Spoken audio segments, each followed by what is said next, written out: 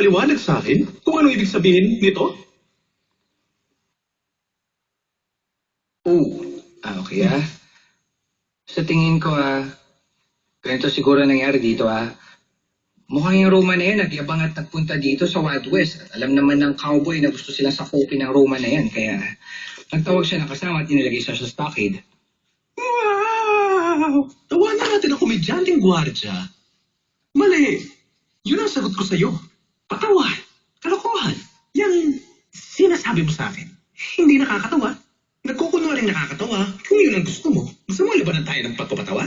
Ang gusto mo? Hindi. Ayoko na. Ayoko makipaglaban sa'yo. Oo, dapat lang dahil magkakagulo lang. Hindi nakakatuwa ang Little Bighorn. Okay.